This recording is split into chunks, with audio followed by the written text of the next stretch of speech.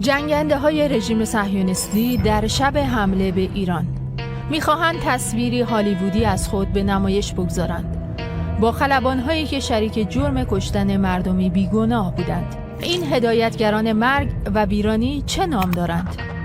من همکنون در پایگاه نیروی هوایی اسرائیل به نام خبرنگار اینترنشنال است، آنقدر قابل اعتماد که وارد پایگاه هوایی آنها شده. در کنار یکی از جنگنده‌های F-16 ارتش اسرائیل. برای گزارش از این فرد که خود را سرهنگ یه معرفی کرده، با چهره‌ای مخفی شده، کشور ارتش اسرائیل مطابق قوانین جنگی عمل می‌کند و کودک کشی را پشت مبارزه با حماس پنهان می‌کند. ما هرگز مستقیما به سوی بیگناهان آتش نمی‌گشاییم.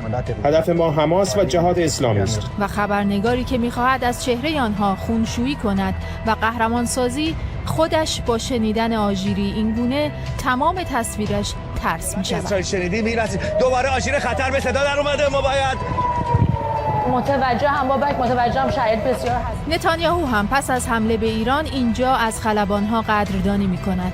חיל האוויר הישראלי שולט בשמי טהרן. שינוי של כל המערכה. همه بدون هویت، بدون נام، پشت به دوربین. تلویزیون صهیونیست ها نیز با این افراد بدون نشان دادن چهرهشان נמצא מעל אדמת איראן. לפני רגע הפלת כנף, ראית את بتمن جنگ می‌سازد. בטמן סמל שלנו.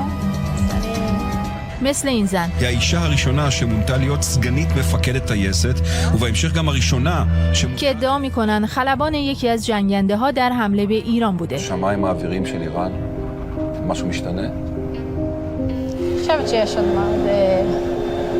עוד דריכות קטנה כזאת. او را قهرمان این جنگ نشان می‌دهند، گرچه از ترس هویتش را پنهان می‌کنند.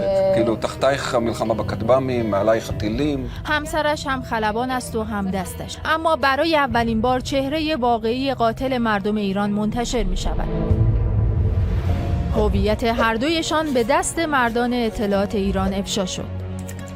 سرگرد یا العش، معاون فرمانده اسکادران 119 خفاش، نوه پسری سرگرد شیمون اش، خلبان مفقود در جنگ یوم کیپور، و همسرش خلبان بار پرینس.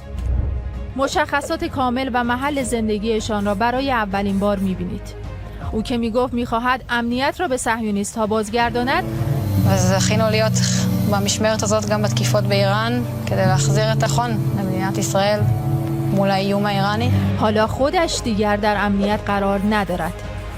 انتشار اطلاعاتی که همه جهان را برایشان ناامن می‌کند. در این شوی تبلیغاتی نتانیاهو پس از حمله به ایران هم در حالی خلبانانش را پنهان کرده که اطلاعات آنها در اختیار وزارت اطلاعات است. مشخصات، محل زندگی، گروه عملیاتی، پایگاه نظامی و نقش آنان در جنایات دیگر محرمانه نیست. عکس‌های ماهواره‌ای همه از محل دقیق زندگی خلبانان جنگنده‌ها، فرماندهان و هدایتگران پهپادها منتشر شده که در جنگ 12 روزه قسمتی از این مناطق موشکباران شدند و مناطقی هنوز نه. ایران همچنین در پاسخ حمله باند تبهکار صهیون به مدارس، بیمارستان و منازل مسکونی، محل سکونت برخی از خلبانان رژیم اشغالگر را هدف قرار داد.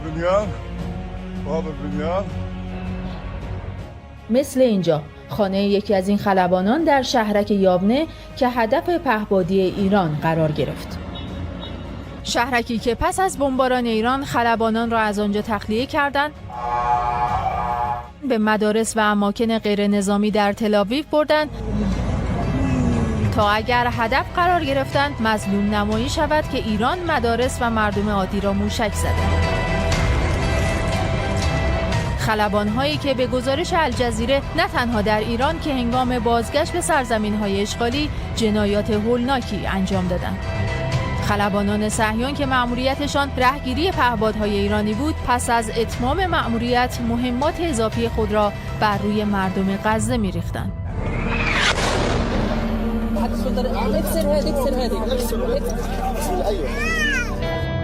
در اختیار داشتن تصاویر هوایی شهرک‌های محل سکونت خلبانان، افراد و تجهیزات و حتی ورود و خروج آنها در دست سربازان گمنام امام زمان می‌تواند دست برتر شود برای اقدام نظامی بعدی. آنچه فعلا منتشر شد تنها یک نمونه بود و افشاگری از این اطلاعات سری ادامه خواهد داشت.